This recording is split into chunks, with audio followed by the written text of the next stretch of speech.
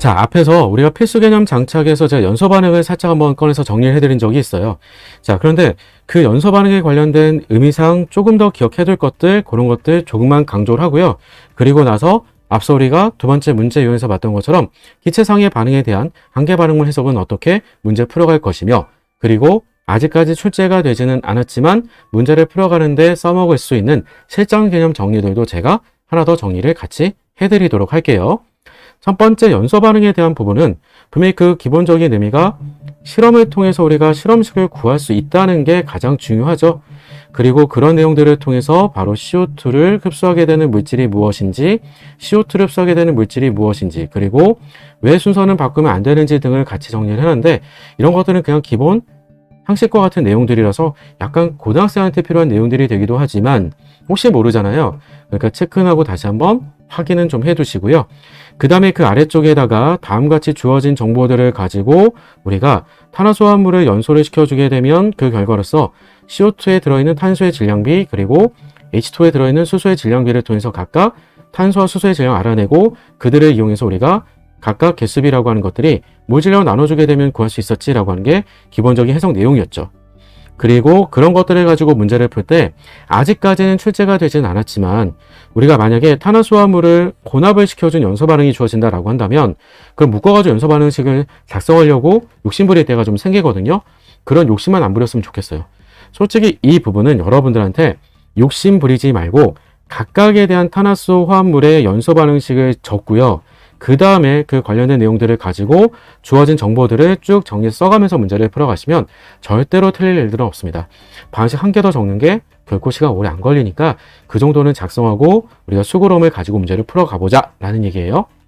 자, 그 아래쪽에다가는 앞서 있었던 내용들과 관련해서 문제 풀게 될 실전 개념도 한번 정리해 보도록 할게요. 자, 기체상에 대한 반응과 한계 반응물 해석이라고 좀 드렸었고요. 특히 이런 내용들은 여러분들한테 웬만하면 고체상 가지고 잘 안 줘요. 대부분 다 기체상 가지고 줄 거예요. 반응물에다가 우리가 반응물 또 하나를 첨가해 가지고 생성량이 달라지게 되는 해석의 문제들이다라고 필기체를 써놨고, 다른 게 중요한 게 아니라 바로 반응 완결점 해석하는 거다라고 했던 겁니다. 그래서 밑에 정리로 써놓기도 했던 거였습니다. 바로 특히 직선의 그래프가 다음과 같이 주어지게 되면 그러면 반응 완결점이 곧 바로 변곡점으로서 우리가 꺾인 점을 가지고 문제를 해석해서 푼다는 얘기예요. 특히나 반응의 개수가 다 주어지게 되잖아요. 그건 주어진 개수만큼의 반응은 몰수가 되기 때문에 질량 정보 그리고 개수, 몰수 알고 있으니까 그 정보로부터 반드시 누굴 물어보겠구나라고 생각이 되겠어요. 당연하겠지만 그 정보가 바로 여러분들한테는 개수와 바로 관계로부터 몰질량 알아낼 수 있겠구나 이런 얘기예요. 바로 풀어가 보도록 할게요. 그러니까 앞에 문제에서도 우리한테 C에 대한 몰질량을 직접 물어볼 것 같은데 그냥 물어보지 않은 것 뿐이었어요. 자, 지금 보니까 우리가 A의 초기 질량이 4g이 다 반응할 때 완결돼서 C가 6g이 생겼대요.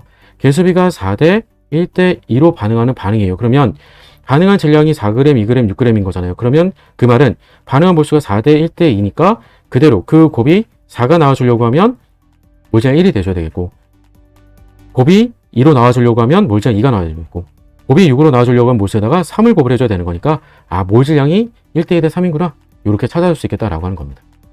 되게 간단하죠. 설명 들으면 간단한데 본인 힘으로 하려고 하면 자꾸 연습을 하셔야지만 가능할 거예요. 이걸 조금 더 치사하게 응용을 하면 막대 그래프 형태로 낼 수는 있어요. 근데 막대 그래프 형태로 낸다라고 했던 부분으로 제가 정리해드린 건 이건 이제 수능에서는 이렇게 낸 적이 있어요. 근데 다른 시험들에서는 나온 적은 없어요. 뭐 이게 PT가 됐건 미티가 됐건 뭐 여러분들이 볼 수 있는 뭐 편입학 시험 되건 이런 데는 다 나온 적은 없어요. 어쨌든 그래도 반응 완결점 어떤 것으로 찾아가는 거니? 라고 하면 생성되는 증가량의 비율로서 찾아간다는 얘기입니다. 분명히 Y축에다는 되도록이면 생성량을 줘요. 그러면 반응물의 양에 따라서 생성물의 증가되는 그 증가 비율을 가지고 접점을 통해서 찾아주게 되면 막대 그래프로 표시가 되지 않았던 특정한 반응 완결점 지점을 찾을 수가 있을 거고요.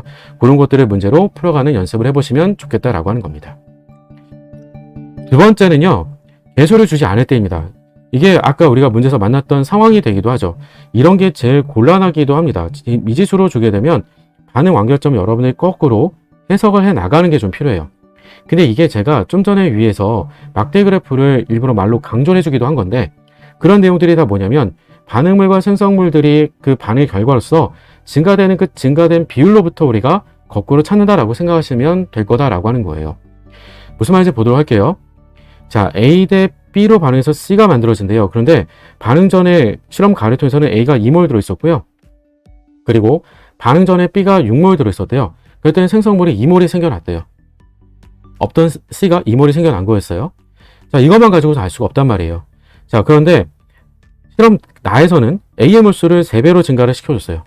만약에 가에서 우리가 A가 한계 반응물이었다면 그러면 생성량도 3배가 늘었어야 될 거예요. 3배가 늘지를 못했죠. 그 말은 무슨 말일까요? 그럼 A가 절대로 한계 반응물 아니란 얘기예요. 그 말은 거꾸로 뭐가 한계 반응물이 돼주겠니? 라고 했을 때는 그러면 나의 실험에서는 거꾸로 누가 한계 반응물이 돼준다는 게 될까? 이렇게 연결할 수 있어야겠죠. 그러니까 이런 것들이 우리가 개수를 찾아갈 수 있는 손쉬운 방법이 돼주겠구나 라고 하는 거고요. 그러면 왜냐면 3배나 증가를 시켜줬다라고 했으면 2몰이 다 반응했으면 6몰이 다 반응하겠고 그랬으면 똑같이 증가될 게 그건 아니잖아요. 따라서 우리가 그러면 3배까지 증가시켜줬을 때 그 증가시켜준 게 다 반응한 건 아니겠구나. 그러면 나의 실험에서는 B가 한계 반응물로서 2몰이 반응했을 때 그 결과로서 C는 4몰이 생겨난 거니까 적어도 B 대 C에 대한 개수의 비라고 했던 것은 우리가 1대 2의 비율로서 생겨난다라고 말해줄 수 있겠구나가 돼주겠고요. 그 말은 동시에 반대로도 얘기해 줄 수가 있겠죠. 반대로 그러면 생성물이 2몰이 생겨났다라고 하는 것은 B가 한계 반응물이 아니라 1몰만 반응을 했기 때문에 5몰이 남겠고 그 말은 A가 한계 반응물로 다 반응한 거구나. 따라서 2몰 반응할 때 C가 2몰이 생겼기 때문에 A에 대한 개수는 2가 되겠구나. 이렇게 우리가 비율관계로부터 찾아갈 수 있겠다라고 한 겁니다. 자, 그래서 그 오른쪽에다가는 다음과 같이 개념 체크 예제로 드렸으니까 풀면서 한번 연습을 가져가 보시기 당부를 드려요. 자, 여기까지 하면 여러분들이 반응에 관련된 것들은 우리가 전부 다 양적 관계를 살펴봤다라고 하는 거고요. 이제 기출문제 가지고 적용시키는 연습을 해보도록 할게요.